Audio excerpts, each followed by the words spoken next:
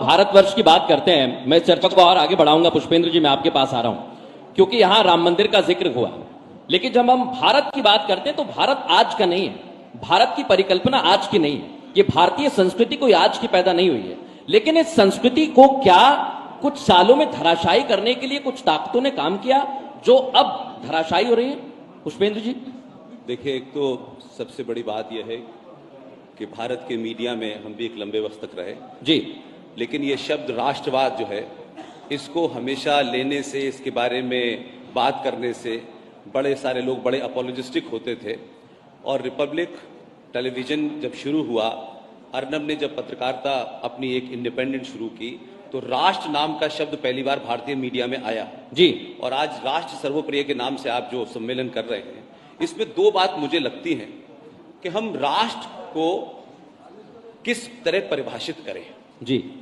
तो देश तो आप सब जानते हैं, दुनिया के सारे देशों में एक संविधान होता है, जुडिशरी होती है, पुलिस होती है, सेना होती है। मैं मानता हूं कि ये तमाम सारे अंग देश को चलाते हैं और देश को चलाने के लिए एक प्रधानमंत्री होता है जी। लेकिन राष्ट्र क्या है?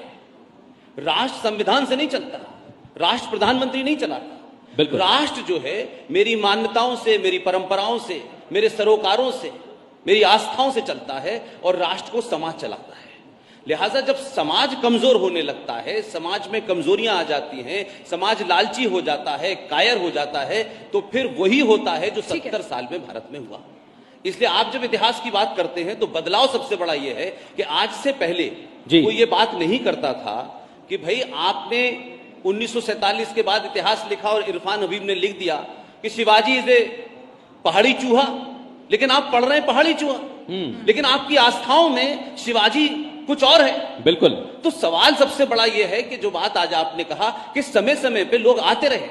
अहिल्याबाई होलकर बिल्कुल 1780 में जिस आक्रांता औरंगजेब ने बाबा विश्वनाथ को तोड़ा, उन्होंने उस वक्त जाके 1780 में उसको दोबारा से किया। बिल्कुल। और वो करके चली गई।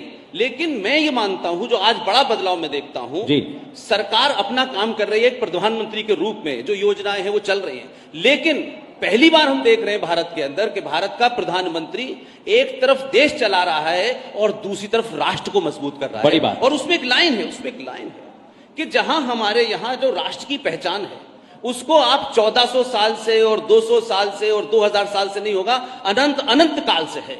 और ये अनंत काल की कोई गिनती नहीं है। लिहाजा राष्ट्र और देश में फर्क है, इसलिए मजहब में और धर्म में फर्क है। ये सारा झूठ और पाखंड हमारे यहां के लोगों ने चलाया, राजनीतिक लोगों ने चलाया कि सारे धर्म बराबर है, ये दुनिया का सबसे बड़ा झूठ है।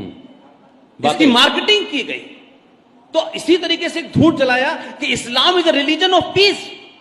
अब हो सकता है वो ईमानदार लोग हों, उन्होंने पीस सही बोला हो, आप इस पहले गलत समझ रहे हो। तो इस्लाम क्या कर रहा है चौराहे चौराहे, सड़कों सड़कों, गली गली, इस देश में सबको पता है। तो ये सब बातें पॉलिटिकली बड़ी अच्छी लगती हैं, लेकिन आप यथार्थ पे जब बात करेंगे तो आप इस बात को सोचेंगे कि आज भारत का प्रधानमंत्री शपथ लेने के बाद किसी मंदिर में 6-6 घंटे पूजा करे, केदारनाथ में बैठे, वो मंत्री प्रधानमंत्री राम मंदिर के सामने जाके दंडवत हो, इसी को कहते हैं देश चलाना और राष्ट्र चलाना। ठीक है।